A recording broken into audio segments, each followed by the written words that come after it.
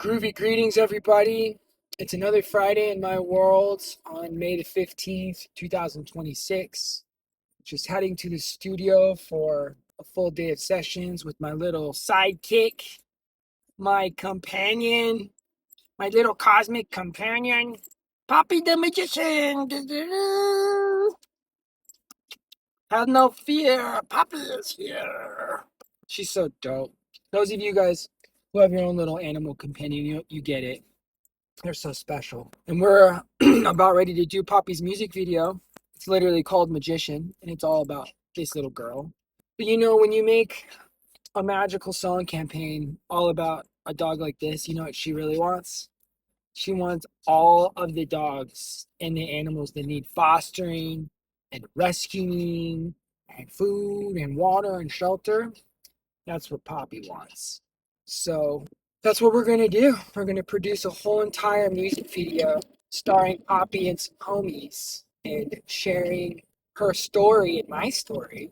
And it's going to be really magical here. But until then, the campaign right now is Hope is Calling. So just last night, we collaborated with Esperanza Dance, the dance company that also has an office in the Catalyst space like we do, Seven Sound and Co Media Group, one of the partners there. And so we're like, hey, you guys are an amazing dance company with a mission, helping humanity just like us.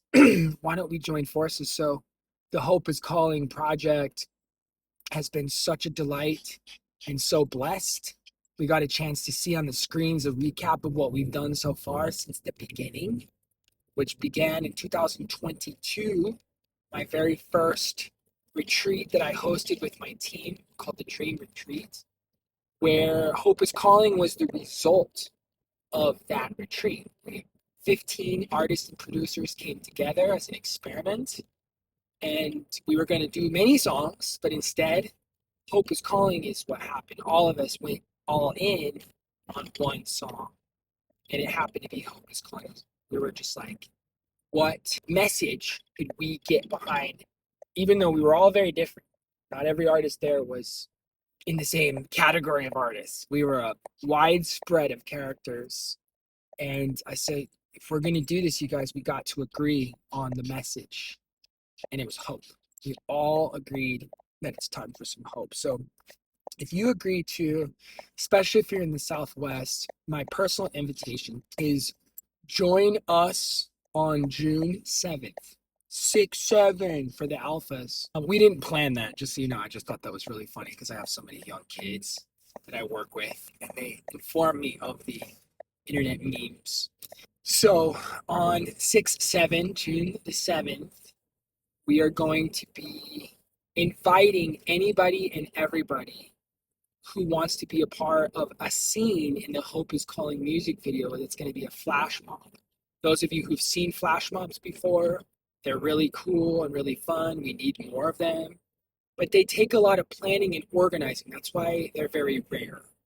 So this is a citywide project. It's been a ton of work behind the scenes and a lot of conversations and collaboration to set it up to make it easy to be a part of uplifting and amplifying a message of hope. Hope is calling. Amidst strange times, we are going to continue to put forth and put out positive, inspirational, uplifting, encouraging, compassionate messages for humanity. That's what needs to be happening. And you can count on artists, true artists, to be doing that work no matter what. That's what we do. The space between, these systems of control and these systems of, the patterns and the programs of this world.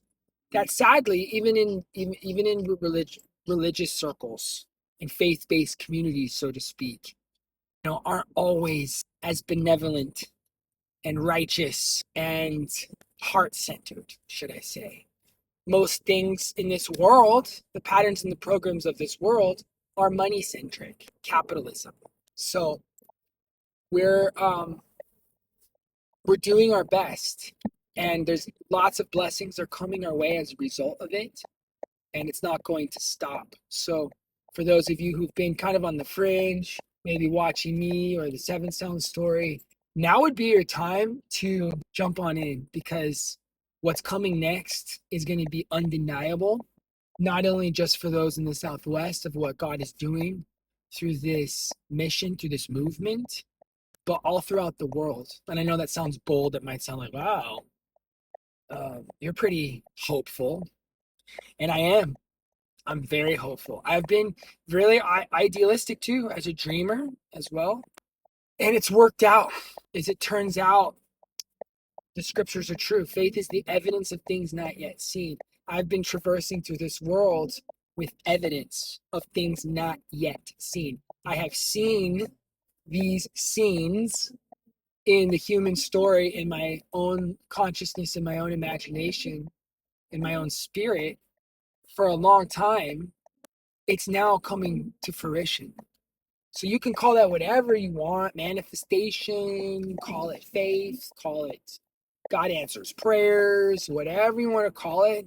For those, wherever you stand in your belief about things, I know it's challenging sometimes, especially when, people who have leadership and influence abuse that position, and it just becomes damaging to people, and it's hard to trust anyone. It's hard to trust yourself. It's hard to trust the powers that be and the leader. I get it. But my prayer and my belief has been source, God, creator, whatever it is that you want to do on earth as it is in heaven, do it. Do it through me. Start with me if you want. And I think that's a great prayer. For those of you who are prayerful people and setting out intentions to uplift not only a better world for yourself, but for everyone, you have unity consciousness, consider praying that bold prayer. You can start with me, Source. You can start with me, God. And watch what happens. There will be things that will be removed out of your life, and it might not be pretty. It might not be nice. It might be a little ugly. It might feel like a purge. You got to clear space. You got to make space and make margin and capacity so that you can receive what God really wants to do through you. And it might not be, what you initially thought. It might not be what you expect. It might be what you really are asking for deep down, but it might not be what you think you're ready for. It's possible when you pray prayers like that, your life could flip upside down. You could lose everything. That's what happened to me a couple of times. God, use me. My life is yours. He's like, are you sure? Like, oh, yes.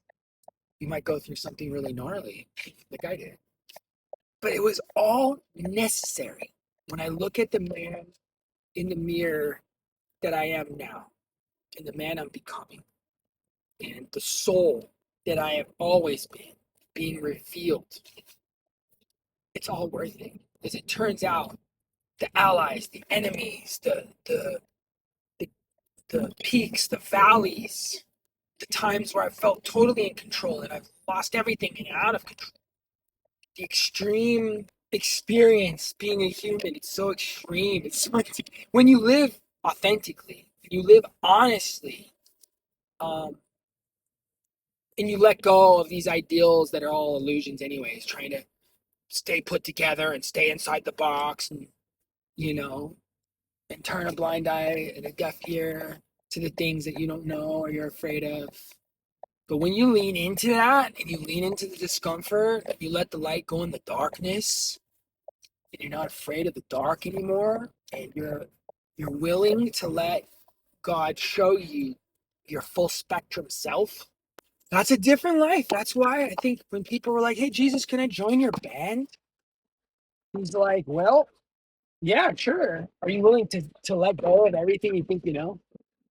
Are you willing to sell all your possessions, or just not be possessed anymore? No? Okay, well, I mean, you can't join the band, unfortunately. So sorry. So, anyways, me and Papa are gonna get in the studio. And speaking of starting a band, stay tuned. I'm gonna post some stuff tonight of some behind the scenes of some music that I'm looking forward to sharing. Over and out.